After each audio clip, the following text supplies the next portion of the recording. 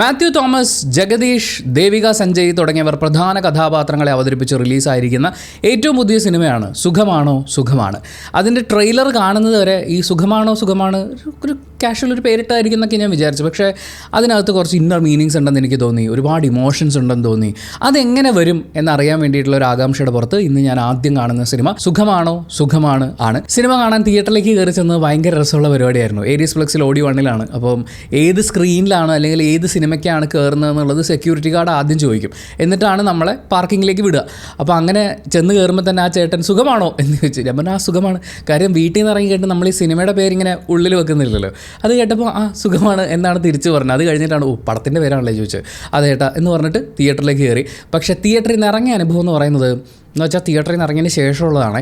അതൊരു ഭീകര അനുഭവമായിരുന്നു. അതിനെക്കുറിച്ച് നമുക്ക് ലാസ്റ്റ് പറയാം. അതെല്ലാവർക്കും കേൾക്കാൻ ആഗ്രഹം ഉണ്ടാവണമെന്നില്ല. പക്ഷേ it's about civic sense. So Arun Lal Ramachandran തിരക്കഥ എഴുതി സംവിധാനം ചെയ്തിട്ടുള്ള ഈ സിനിമയെക്കുറിച്ച് വളരെ ചുരുങ്ങിയ വാക്കുകളിൽ പറയാനാണെങ്കിൽ ഒരു പതിഞ്ഞ താളത്തിൽ പോകുന്ന അത്യാവശ്യം ഇമോഷൻസിനെ ഇവോക്ക് ചെയ്യാനുള്ള ശ്രമങ്ങൾ നടന്നിട്ടുള്ള നല്ല പ്രകടനങ്ങളുള്ള ഒരു സിനിമ, ഒരു ഓക്കേഷ് വാച്ചായിട്ടാണ് എനിക്ക് തിയേറ്ററിൽ അനുഭവപ്പെട്ടത്.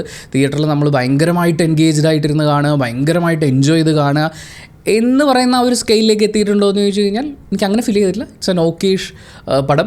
ഇതിലെ പോസിറ്റീവ് ഘടകങ്ങളെക്കുറിച്ച് പറയാനാണെങ്കിൽ ഫസ്റ്റ് ഓഫ് ഓൾ പ്രകടനങ്ങൾ തന്നെ പറയാം. ലീഡ് ആർട്ടിസ്റ്റുകളായിട്ടുള്ള ജഗദീഷ് ചേട്ടനെ കുറിച്ച് നമ്മൾ എന്ത് പറയാനാണ്. അങ്ങേർക്ക് ഗംഭീരമായിട്ട് ചെയ്യാനുള്ള കുറച്ച് സംഭവങ്ങളൊക്കെ ഉണ്ടായിരുന്നു. വളരെ നൈസായിട്ട് പുള്ളി അത് ഡീൽ ചെയ്ത് വെച്ചിട്ടുണ്ട്. ചില സിറ്റുവേഷൻസിൽ കണ്ണ് നനയ്ക്കാനുള്ള അത് ആ സീനിൻ്റെ കൂടിയാണ്. അത് എടുത്തു വച്ചിരിക്കുന്നത്. അവിടെയൊക്കെ നമ്മൾ ഈ തിരക്കഥാകൃത്തം സംവിധായകനെ പുകഴ്ത്തി പറയേണ്ടത് എന്താണെന്ന് വെച്ചാൽ ആ സീൻ ബിൽഡ് ചെയ്തിരിക്കുന്നത് അങ്ങനെയാണ്. അതുണ്ടാക്കുന്ന ഇമോഷൻ ഉണ്ട്. അവിടെയൊക്കെ ജഗദീഷ് ചേട്ടൻ അസാധ്യമായിട്ട് ചെയ്തിട്ടുണ്ട്. അത് പുള്ളിയുടെ കോട്ടയാണ്. പുള്ളി അത് അങ്ങനെ തന്നെ ഡീൽ ചെയ്തിട്ടുണ്ട്. മാത്യു വളരെ കൺവിൻസിങ് ആയിട്ടാണ് ഈ സിനിമയിലെ ഈ കഥാപാത്രത്തിനെ അവതരിപ്പിച്ചിരിക്കുന്നത്. ട്രെയിലർ കണ്ടിട്ടുള്ള ആളുകൾക്കറിയാം, ഏകാന്തതയിലൂടെ കടന്നു പോയിക്കൊണ്ടിരിക്കുന്ന ഒരു പയ്യൻ എന്ന് വെച്ചാൽ ഒരുപാട് ഫ്രണ്ട്സും കാര്യങ്ങളൊക്കെ ഉണ്ടാവേണ്ട, അല്ലെങ്കിൽ ബന്ധുക്കൾ ഉണ്ടായിരുന്നെങ്കിൽ എന്ന് ആഗ്രഹിക്കുന്ന, പക്ഷേ ആരോടും മിങ്കിൾ ചെയ്യാൻ പറ്റാത്ത ആ ഒരു പയ്യൻ്റെ ഒരു ദയനീയമായ അവസ്ഥയുണ്ട്. കുറേ കാര്യങ്ങളുണ്ട്. കുറച്ച് ഡീറ്റെയിൽ ആയിട്ട് പറയേണ്ടി വരും. പറഞ്ഞു കഴിഞ്ഞാൽ ഒരുപാട് സ്പോയിലറായിപ്പോവും. പക്ഷേ അതിനെ മാത്യു ഗംഭീരമായിട്ട് ചെയ്തിട്ടുണ്ട്. മാത്യുവിൻ്റെ പെയിൻ നമുക്ക് ഫീൽ ചെയ്യും. അങ്ങനെ പെർഫോം ചെയ്യാൻ പറ്റുന്ന ഒരു ആർട്ടിസ്റ്റാണ്. അതിൻ്റെ എല്ലാ ക്വാളിറ്റിയും ആ പെർഫോമറിലുണ്ട്. പല സീനുകളിലും അയാളുടെ നിങ്ങൾ സിനിമ കാണുമ്പോൾ മനസ്സിലാക്കുക. ആൻഡ് ദേവിക സഞ്ജയ് അവർ ചെയ്തിട്ടുള്ള ക്യാരക്ടർ വളരെ കൺവിൻസിംഗ് ആയിട്ട് തന്നെ അവതരിപ്പിച്ചിട്ടുണ്ട്. പക്ഷേ ആ കഥാപാത്രം പുള്ളിക്കാരുടെ കരിയറിൽ ആവർത്തിക്കപ്പെടുന്ന പോലെയാണ്. ഞാൻ പ്രകാശനിലും ഏതാണ്ട് ഇതുപോലത്തെ ഒരു ക്യാരക്ടറായിരുന്നു എന്ന് തോന്നി. പിന്നെ അത് നമുക്ക് ഉൾക്കൊള്ളാനുള്ള കുറച്ച് ബുദ്ധിമുട്ടുകളുണ്ട്. അവർ അവതരിപ്പിച്ചിരിക്കുന്ന കഥാപാത്രത്തിനെ എഴുതി ഉണ്ടാക്കിയിരിക്കുന്നതിൽ ഇവിടെ ഒരു നായിക വേണമെന്ന് കരുതി, അല്ലെങ്കിൽ നായകനെ നമുക്ക് ഇങ്ങനെ ആക്കണം എന്ന് കരുതി അത് പ്ലേസ് ചെയ്യപ്പെട്ടതാണോ എന്ന് പോലും എനിക്ക് സംശയം തോന്നിപ്പോയി. അതൊരു കുറച്ച് ഫോഴ്സ്ഫുള്ളി വന്ന് ലാൻഡ് ചെയ്യുന്നുണ്ട്. പ്ലസ് ആ ക്യാരക്ടർ കുറച്ചും കൂടി കൺവിൻസിംഗ് ആയിട്ട് റൈറ്റ് ചെയ്യപ്പെടണമായിരുന്നു എന്ന് എനിക്ക് തോന്നി. പിന്നെ വേറെയും കുറേ ആളുകളുണ്ട്. നമ്മുടെ സ്പടികൻ ജോർജ് ഉണ്ട്, കുടച്ചനാട് കനകമുണ്ട്, അങ്ങനെ കുറേ ആർട്ടിസ്റ്റുകൾ ഈ സിനിമയിലുണ്ട്. എല്ലാവരും അവർക്ക് കിട്ടിയിട്ടുള്ള കഥാപാത്രങ്ങളെ അവരെ കൊണ്ട് പറ്റുന്ന രീതിയിൽ നന്നായി തന്നെ അവതരിപ്പിച്ചിട്ടുണ്ട്. രണ്ടാമത്തെ പോസിറ്റീവ്, ഒരുപക്ഷെ അതാണ് ഈ സിനിമയിൽ എൻ്റെ ഒരു ടേക്ക് അവേ എന്ന് പറയുന്നത്, അത് ഈ പറയുന്ന ഇമോഷനാണ്. നമ്മളോട് ആരെങ്കിലും സുഖമാണോ എന്ന് ചോദിക്കാൻ ഉണ്ടാവുക, സുഖമാണെന്ന് നമുക്കൊരാളോട് ആത്മാർത്ഥമായി ചിരിച്ച മുഖത്തോടുകൂടി പറയാൻ പറ്റുക എന്ന് പറയുന്ന അത് ഒരുപാട് പേരുടെ സ്വപ്നമാണ്, ഒരുപാട് പേരുടെ ആഗ്രഹമാണ്. നിങ്ങൾ ഈ സിനിമ കാണുന്ന സമയത്ത് അത്തരമൊരു സിറ്റുവേഷനിലൂടെ എപ്പോഴെങ്കിലും കടന്നു പോയിട്ടുണ്ടെങ്കിൽ നിങ്ങൾക്കത് ഭയങ്കരമായിട്ട് കണക്റ്റ് ആകും. എനിക്ക് ആ മൊമെൻറ്റ്സ് ഓരോന്നും അവർ ചെയ്തിരിക്കുന്നത് പലരും പല രീതിയിലാണ് ഇതിൽ ഒറ്റപ്പെട്ടുകൊണ്ടിരിക്കുന്നത്. ജഗദീഷിൻ്റെ ക്യാരക്ടറിന് ഒരു പാറ്റേൺ ഉണ്ട്, മാത്യുവിൻ്റെ ക്യാരക്ടറിന് ഒരു കാരണമുണ്ട്, ദേവിക സഞ്ജയുടെ ക്യാരക്ടറിന് ഒരു കാരണമുണ്ട്. ബാക്കിയുള്ളവർക്ക് ഓരോരുത്തരും ജീവിതത്തിൽ ഇങ്ങനെ ഒറ്റപ്പെട്ടവരായി മാറുന്നതിലെ അല്ലെങ്കിൽ ഒറ്റയ്ക്കാവൽ അനുഭവിക്കുന്നതിൻ്റെ ഒരു കാരണം, കഥ, അതിലെ ഇമോഷൻ, അതൊക്കെയും കമ്മ്യൂണിക്കേറ്റ് ചെയ്യാൻ സിനിമയ്ക്ക് പറ്റുന്നുണ്ട്. ആ ഇമോഷൻസിൻ്റെ ഒക്കെ കൂടെ ചില പ്ലേസ്മെൻറ്റ്സ് കൂടി ഒന്ന് നന്നായി വന്നിരുന്നെങ്കിൽ എന്ന് കൊതി തോന്നിപ്പോയി. കാരണം അതും കൂടി പ്രോപ്പറായിട്ട് വന്നിരുന്നെങ്കിൽ, കുറച്ചും കൂടി ഹ്യൂമറിൽ ആ ഒരു വർക്ക് നടന്നിരുന്നെങ്കിൽ സംഭവം വേറെ ലെവലിൽ ഫീൽ ചെയ്യുമായിരുന്നു എന്ന് എനിക്ക് തോന്നുന്നു. പക്ഷേ ഇമോഷൻസ് വൈസ് എല്ലാം അവരെന്തൊക്കെയാണോ എവിടെയൊക്കെയാണോ കൊള്ളിക്കാൻ ശ്രമിച്ചത് അതെല്ലാം കൊള്ളുന്നുണ്ട്. പക്ഷേ പ്രേമം പിന്നെ അതിൻ്റെ ഒരു ക്ലൈമാക്സ് പരിപാടിയിലേക്കൊക്കെ വന്നപ്പോഴാണ് എല്ലാം കൂടി ചവിട്ടിപ്പിടിച്ച് നമുക്ക് അവിടെ കൊണ്ട് നിർത്താം എന്ന് പറയുന്ന ഒരു രീതിയിൽ വരുന്ന പോലെ തോന്നിയത്. മ്യൂസിക് നല്ലതായിരുന്നു, പക്ഷേ കുറച്ചും കൂടി ലൗഡ് ആവണമായിരുന്നു എന്ന് എനിക്ക് തോന്നി. അല്ലെങ്കിൽ കുറച്ചും കൂടി ഈ തുളഞ്ഞു കയറുന്നൊരു മ്യൂസിക് ഇല്ലേ, ആ സിനിമയിലുള്ള ഒരു പെയിൻ്റ് അല്ലെങ്കിൽ ക്യാരക്ടേഴ്സ് അനുഭവിക്കുന്ന ഒരു പെയിൻ്റ് അങ്ങോട്ടേക്ക് വന്നിരുന്നെങ്കിൽ എന്ന് വെച്ചാൽ സിനിമയെ കുറേയും കൂടി അപ്ലിഫ്റ്റ് ചെയ്യാൻ പറ്റുമായിരുന്നു. ആ മൊമെൻറ്റ്സിനെ കുറച്ചും കൂടി ഹെവി ലോഡ് ഉണ്ടല്ലോ. എനിക്ക് ചില സമയത്ത് ചില ഇൻസ്ട്രുമെൻറ്റ്സ് ഉപയോഗിച്ചിരുന്നെങ്കിൽ എന്ന് നമ്മൾ ഈ സിനിമ കണ്ടിട്ടുള്ള ശീലം വെച്ചിട്ടാണ്. ഓരോ സംവിധായകർക്കും സംഗീത സംവിധായകർക്കൊക്കെ അവരുടേതായിട്ടുള്ള ഐഡിയ ഉണ്ടാവും. പക്ഷേ ഇതിൽ ചില സീനുകൾ കണ്ടപ്പോൾ ചില പെർട്ടിക്കുലർ ഇൻസ്ട്രുമെൻറ്റ്സ് ഒന്ന് ഹൈയിലേക്ക് നിന്നിരുന്നെങ്കിൽ ആ സീൻ ഭയങ്കരമായിട്ട് കൊണ്ടേനല്ലോ എന്നൊക്കെ തോന്നിപ്പിക്കുന്ന അങ്ങനത്തെ കുറച്ച് എലമെൻറ്റ്സ് ഉണ്ട്. പക്ഷേ ഉള്ളത് അവർ നന്നായിട്ട് ചെയ്തിട്ടുണ്ട്. വിഷ്വൽസിൻ്റെ കാര്യത്തിലേക്ക് വരുമ്പോഴും കൊള്ളാം. ഈ പടത്തിന് ആവശ്യമായൊരു പരിപാടിയുണ്ട്. പക്ഷേ ഭയങ്കര ഡള്ളായി പോയല്ലോ തോന്നി. കുറച്ചും കൂടി ഒരു വൈബ്രൻസി ഫീൽ ചെയ്യണമായിരുന്നു എന്ന് തോന്നി. ഇതിൽ കുറച്ച് ഫാൻറ്റസി എലമെൻറ്റ് എന്ന് വേണമെങ്കിൽ നമുക്ക് പറയാവുന്ന സൈക്കോളജിക്കൽ ആസ്പെക്റ്റിൽ നമുക്ക് വിവരിക്കാവുന്ന കാര്യങ്ങളാണ്. അത് കുറച്ചും കൂടി ഒന്ന് വൈബ്രൻ്റായിട്ട് സ്ക്രീനിൽ കാണാൻ പറ്റിയിരുന്നെങ്കിൽ, കുറച്ചും കൂടി എനർജറ്റിക് ആയിട്ട് സ്ക്രീനിൽ കാണാൻ പറ്റിയിരുന്നെങ്കിൽ എന്ന് പറയുന്ന ഒരു ആഗ്രഹം തോന്നി. ഇനി നെഗറ്റീവ് സൈഡിലേക്ക് വരാനാണെങ്കിൽ ഞാൻ പറഞ്ഞില്ല, ആ ഇമോഷൻസ്, ഒറ്റയ്ക്കാവൽ, അതിൻ്റെ പെടയ്ക്കൽ എന്നൊക്കെ പറയുന്നത് നമുക്ക് നല്ലോണം കിട്ടും. എല്ലാവരും അത് നന്നായിട്ട് തന്നെ സ്ക്രീനിലേക്ക് കൊണ്ടുവന്നിട്ടുണ്ട്, അവർ എഴുതി ഒപ്പിച്ചിട്ടുണ്ട്. പക്ഷേ സിനിമയുടെ ഒരു മിഡ് പോർഷനിലേക്ക് വരുമ്പോൾ, അല്ലെങ്കിൽ ഇൻട്രോവൽ അതിന് ശേഷമുള്ള കുറച്ച് സമയങ്ങളിലൊക്കെ ആ ക്യാരക്ടർ വരുമ്പോഴേ നമ്മളിതൊക്കെ ഏതുപോലത്ത് പറയാൻ തുടങ്ങിയിട്ടുള്ള സാധനങ്ങളാണ്. പ്ലസ് അങ്ങനെ ഒരു ക്യാരക്ടർ വരുമ്പോൾ അവർക്ക് വേറെ കുറേ എലമെൻറ്റ്സ് ഉണ്ടല്ലോ, അതിനൊന്നും എന്താ ഇവിടെ ഒരു പരിഗണന ഇല്ലാത്തത്, നമ്മുടെ നായകന് വേണ്ടി ഇങ്ങനെ അങ്ങ് അവതരിപ്പിക്കാം എന്നാണോ എന്നൊക്കെ ചോദിക്കാൻ തോന്നുന്ന പോലത്തെ കുറേ ഡൗട്ട്സ് ഉണ്ട്, കുറേ അധികം ഡൗട്ട്സ് ഉണ്ട് ആ ക്യാരക്ടറുമായിട്ട് ബന്ധപ്പെട്ട്. അത് കുറച്ചും കൂടി കൺവിൻസിംഗ് ആയി കൊണ്ടുവരാമായിരുന്നു.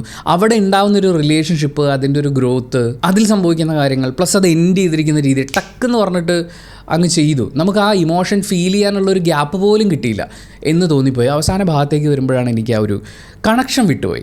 നല്ല രസമായിട്ട് വന്നിട്ട് പെട്ടെന്ന് കണക്ഷൻ വിട്ടുപോയ പോലത്തെ ഒരു തോന്നൽ. പിന്നെ ഇതിൻ്റെ അത് ഒരു ഗർഭനിരോധന ഉറ സീനുണ്ട്. എനിക്ക് ആ സീനിൻ്റെ നീഡ് പോലും മനസ്സിലായില്ല. അതായത് എന്തിന് അത് നിങ്ങൾ സിനിമ കാണുമ്പോൾ മനസ്സിലാക്കിയാൽ മതി. അങ്ങനത്തെ കുറച്ച് കാര്യങ്ങൾ മാറ്റി നിർത്തി കഴിഞ്ഞാൽ ഒരു ഇമോഷണൽ പെർസ്പെക്റ്റീവിൽ നോക്കുമ്പോൾ ഇറ്റ്സ് എൻ ഓക്കേഷ് വാച്ച്. തിയേറ്ററിൽ കണ്ട് എൻജോയ് ചെയ്യാൻ, അല്ലെങ്കിൽ തിയേറ്ററിൽ ഇരുന്ന് ഹൃദയം നുറുങ്ങി ഇറങ്ങി വരിക എന്ന് പറയുന്ന പോലെ ആ ഒരു സ്ഥലത്തേക്ക് അത് കൊണ്ടുവരാൻ പറ്റിയില്ല. Okay watch. പിന്നെ ഇതിൻ്റെ അകത്ത് കുറച്ച് സൈക്കോളജിക്കലൊക്കെ ഡീൽ ചെയ്യാമായിരുന്നു. അതിനെക്കുറിച്ചും സിനിമയിൽ സംസാരിക്കുന്നുണ്ട്, പക്ഷേ എക്സ്പ്ലിസിറ്റ് ആയിട്ട് അത് സംസാരിക്കുന്നില്ല. എങ്കിൽ പോലും അവരത് തലോടിയിട്ടുണ്ട് എന്നുള്ളത് സിനിമ ശ്രദ്ധിച്ച് കാണുന്ന ആളുകൾക്ക് മനസ്സിലാവും. അതും കൂടി ഒന്ന് എക്സ്പ്ലെയിൻ ചെയ്യാമായിരുന്നു എന്ന് തോന്നി. എന്തായാലും സിനിമയുടെ റൺ ടൈം സിനിമയുടെ ഒരു വലിയ പോസിറ്റീവാണ്. 107 മിനിറ്റേ ഉള്ളൂ പടം. അതായത് 1 മണിക്കൂറും 47 മിനിറ്റും. അതിൽ നന്ദിയും പരിപാടിയൊക്കെ കഴിയുമ്പോഴേക്കും സംഭവം സെറ്റാണ്, വലിയ കുഴപ്പങ്ങളൊന്നുമില്ല. എന്നെ സംബന്ധിച്ച് ഇറ്റ്സ് എൻ ഓക്കേഷ് വാച്ച്. പക്ഷേ അത് എൻ്റെ മാത്രം പേഴ്സണൽ ഒപ്പീനിയനാണ്. സിനിമ ഓരോരുത്തർക്കും ഡിഫറൻ്റ് ആണ്. പലർക്കും പല രീതിയിലായിരിക്കും സിനിമ ആസ്വദിക്കാൻ പറ്റുക. ഓരോ സിനിമയും തിയേറ്റർ വാച്ച് ഡിസേർവ് ചെയ്യുന്നുണ്ടെന്നാണ് ഞാൻ വിശ്വസിക്കുന്നത്. അങ്ങനെ ഈ സിനിമ തിയേറ്ററിൽ കണ്ടിട്ടുള്ള ഒരാളാണ് നിങ്ങളെങ്കിൽ നിങ്ങളുടെ അഭിപ്രായങ്ങൾ കമൻറ്റ് ബോക്സിൽ രേഖപ്പെടുത്തുക. കമൻറ്റ് ബോക്സും കൂടി വായിച്ചിട്ട് സിനിമയ്ക്ക് പോകണോ വേണ്ടിയോ എന്ന് തീരുമാനമെടുക്കാൻ കാത്തിരിക്കുന്ന ആളുകളുണ്ട്. അവർക്കതൊരു വലിയ സഹായമായിരിക്കും. അപ്പോൾ thank you so much. Video ഇഷ്ടപ്പെട്ടാൽ ലൈക്ക് ചെയ്യുക, കമൻറ്റ് ചെയ്യുക, ഷെയർ ചെയ്യുക, സബ്സ്ക്രൈബ് ചെയ്യുന്ന കാര്യവും ഹൈപ്പ് ചെയ്യുന്ന കാര്യവും പരിഗണിക്കുക. ഇനി നമുക്ക് തിയേറ്ററിൽ ഉണ്ടായതും തിയേറ്ററിൽ നിന്ന് ഇറങ്ങിയപ്പോൾ ഉള്ളതുമായ 2 കാര്യങ്ങൾ പറയാം. തിയേറ്ററിനകത്ത് കയറിയപ്പോൾ കുറച്ച് എന്നേക്കാൾ കുറച്ചും കൂടി പ്രായമുള്ള ആൾക്കാരാണെന്ന് തോന്നുന്നു. അവരെൻ്റെ സൈഡിലാണ് വന്നിരുന്നത്. വന്ന് കയറി ഇരുന്നപ്പോൾ തൊട്ട് ഒരൊറ്റൊരുത്തന് ഫോണിൽ നിന്ന് കണ്ണെടുക്കാൻ പറ്റുന്നില്ല. അതിൻ്റെ ഇടയിൽ ഈ അറ്റത്തിരിക്കുന്നവൻ ആ അറ്റത്തിരിക്കുന്നവനോട് സുഭാഷ ബോസ് എന്നൊക്കെ പറഞ്ഞ് കാണാൻ വർത്താനം പറഞ്ഞുകൊണ്ടിരിക്കുന്നു. അവിടെ ഇടപെട്ടിട്ട് കാര്യമില്ല എന്നുള്ളതുകൊണ്ട് ഞാനിങ്ങനെ സഹിച്ച് ക്ഷമിച്ചൊക്കെ ഇരുന്നു. പക്ഷേ ഫസ്റ്റ് ഹാഫ് കഴിയുന്നതിന് മുമ്പ് അവർ ഇറങ്ങിപ്പോയി. നല്ല കാര്യം. അങ്ങനെയുള്ള ശല്യങ്ങൾ തിയേറ്ററിൽ ഇരിക്കാതിരിക്കുന്നതാണ് നല്ലത്. അവരൊക്കെ ഇറങ്ങിപ്പോയതിന് ശേഷം എനിക്ക് സിനിമ കുറച്ചും കൂടി എൻജോയ് ചെയ്യാൻ പറ്റിയിട്ടുണ്ടായിരുന്നു. സിനിമ കഴിഞ്ഞ് പുറത്തിറങ്ങിയപ്പോൾ സംഭവിച്ചത് ഏരിയസ് പ്ലക്സിൽ ഓടി വണ്ണിലെ പാർക്കിംഗ് എന്ന് പറഞ്ഞു കഴിഞ്ഞാൽ നമ്മൾ കാറുമായിട്ട് ചെന്ന് കഴിഞ്ഞാൽ വരിവരിയായിട്ട് പാർക്ക് ചെയ്തിട്ടിരിക്കുക. അതിൽ ഫ്രണ്ടിലുള്ള ഒരാൾ വണ്ടി എടുക്കാൻ വരാൻ വൈകി കഴിഞ്ഞാൽ നമ്മളവിടെ സ്റ്റക്കായി പോകും. അപ്പോൾ ഞങ്ങളൊരു 3-4 കാറുകാർ പുറകിലുണ്ട്. ഫ്രണ്ടിലൊരു കാറ് കുറേ നേരമായി നമ്മൾ ഹോൺ അടിച്ചുകൊണ്ടേ ഇരിക്കുകയാണ്, ആരും വരുന്നില്ല. സെക്യൂരിറ്റി ഗാർഡ് ഇടയ്ക്കിടയ്ക്ക് വന്ന് നോക്കി പോകുന്നുണ്ട്. അവസാനം എൻ്റെ കൂടെ ശ്രുതി ഉണ്ടായിരുന്നു. ചെന്ന് ചോദിച്ചു കഴിഞ്ഞപ്പോൾ സെക്യൂരിറ്റി ഗാർഡിനോട് ചോദിച്ചു, അവിടെ കുറച്ച് ആൾക്കാർ നിൽപ്പുണ്ട്, കുറച്ച് പ്രായമുള്ള ആൾക്കാർ നിൽപ്പുണ്ട്, അപ്പോൾ ഇവരുടെ ആണോ വണ്ടി എന്നൊന്ന് ചോദിക്കാൻ പറഞ്ഞപ്പോൾ സെക്യൂരിറ്റി ചേട്ടൻ പറഞ്ഞു, അവരുടെ അല്ല, അവരൊക്കെ കൂടി ഒരു ഇന്നോവയ്ക്ക് വന്നതാണ്, ഇത് വേറെ ആരുടെയാണ്, അവർ വരും എന്നൊക്കെ പറഞ്ഞിട്ട് ഈ പുള്ളി വളരെ നിസ്സംഗ ഭാവത്തിൽ നിൽക്കുകയാണ്. അപ്പോൾ ഈ പ്രായമായ ആളുകളുടെ പ്രത്യേകത എന്ന് പറഞ്ഞാൽ എല്ലാവരും മറ്റേ വെള്ളയൊക്കെ ഇട്ടിട്ട് അത്യാവശ്യം റിച്ച് സെറ്റപ്പിലൊക്കെ വന്ന് നിൽക്കുന്ന, എന്നിട്ട് അവർ സംസാരിച്ചുകൊണ്ടിരിക്കുന്ന മറ്റേ ഒരു പാർട്ടിക്ക് പോയിട്ടേ ബുഫേയിൽ ഫുഡൊക്കെ എടുത്ത് കഴിഞ്ഞിട്ട് ഇങ്ങനെ സംസാരിച്ചിരിക്കുന്ന പോലെ പിന്നെ എന്തൊക്കെയുണ്ട് വിശേഷം എന്നൊക്കെ പറഞ്ഞിട്ട്. അപ്പോൾ ശ്രുതി എന്ന് അക്കൂട്ടത്തിൽ ഒരാളോട്, സെക്യൂരിറ്റിയോ ചോദിക്കുന്നില്ല, നമ്മളെങ്കിലും ചോദിക്കണമല്ലോ എന്ന് വെച്ചിട്ട് അവിടെ ഉണ്ടായിരുന്ന ആളോട് ചോദിച്ചു, ഇത് ആരുടെ വണ്ടിയാണെന്ന് ചോദിച്ചപ്പോൾ ഒരു ചേട്ടൻ എൻ്റെ വണ്ടിയാണ്. പുള്ളി ഭയങ്കര അഭിമാനത്തോടുകൂടി പറഞ്ഞിട്ട് പുള്ളി വീണ്ടും അവിടുത്തെ ബാക്കി വിശേഷം ചോദിക്കാൻ നിൽക്കുകയാണ്. അവസാനം നമ്മൾ അങ്ങോട്ട് റിക്വസ്റ്റ് ചെയ്യേണ്ടി വന്നു ആ വണ്ടി ഒന്ന് എടുത്ത് മാറ്റണമെന്ന്. അത് കഴിഞ്ഞ് പുള്ളി സ്ലോ മോഷനിൽ വന്നു, വണ്ടി പതുക്കെ ഫ്രണ്ടിലേക്ക് എടുത്തു. അപ്പോൾ നമുക്ക് സമാധാനം, എങ്ങനെയെങ്കിലും ഒന്ന് പുറത്തേക്ക് പോകാമല്ലോ. കുറേ സമയമായി കിടപ്പ് തുടങ്ങിയിട്ട് വണ്ടി ഫ്രണ്ടിലേക്ക് എടുത്തു. അത് കഴിഞ്ഞപ്പോൾ കുറേ ആൾക്കാർ വരുന്നു. അവരെല്ലാവരും, കുറച്ച് ആൾക്കാർ വണ്ടി കയറുന്നു, ബാക്കിയുള്ളവർ വണ്ടി തടഞ്ഞു നിർത്തിയിട്ട് എങ്ങനെയാണ് പോകുന്നത്, ഇതിലാണോ, ഞങ്ങൾ അങ്ങോട്ട് വരണോ എന്നൊക്കെ പറഞ്ഞ് കുറേ സാധനം. ആ വണ്ടിയിലൊരു കൊച്ചു പയ്യനുണ്ടായിരുന്നു. അവൻ കൂടിപ്പോയാൽ ഒരു 3ാം ക്ലാസ് 4ാം ക്ലാസ് ഒക്കെ ആയിരിക്കും. അവൻ കൈകൊണ്ട് ഇങ്ങനെ കാണിച്ചു, ചേട്ടാ കുറച്ച് സമയം ജസ്റ്റ് ഒന്ന് എന്ന് പറഞ്ഞാൽ ആ മര്യാദയുടെ 10 പോലും പ്രായം കൊണ്ട് മാത്രം, കാലം മുന്നോട്ട് പോകുന്നതുകൊണ്ട് മാത്രം മുതിർന്നു പോയിട്ടുള്ള ഇവർക്ക് മനസ്സിലാക്കാൻ പറ്റുന്നില്ല എന്ന് തോന്നിയിട്ട് അത് കഴിഞ്ഞ് ഫ്രണ്ടിലേക്ക് എടുത്തിട്ട് ഓരോ 5 ഇഞ്ച് കൂടുമ്പോൾ പുള്ളി ബ്രേക്ക് ഇട്ടുകൊണ്ടിരിക്കുക.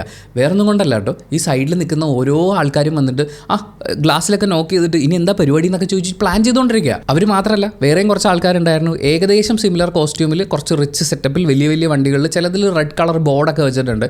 എന്തോ വലിയ പൊസിഷനിലുള്ള ആൾക്കാരൊക്കെയാണ്. അതൊക്കെ ആയിരിക്കും. പക്ഷേ ബാക്കിയുള്ളവൻ്റെ സഞ്ചാര സ്വാതന്ത്ര്യത്തിന് ബുദ്ധിമുട്ടുണ്ടാക്കി, ബാക്കിയുള്ളവരുടെ സമയം നഷ്ടപ്പെടുത്തിക്കൊണ്ട് ഇമ്മാതിരി വൃത്തികേട് കാണിക്കരുത് എന്ന് പറയണമെന്ന് ആഗ്രഹമുണ്ട്. പക്ഷേ ആ പ്രായത്തിലുള്ള ആ പെർട്ടിക്കുലർ ഓഡിയൻസ് എൻ്റെ വീഡിയോ കാണുമെന്ന് എനിക്കറിയില്ല.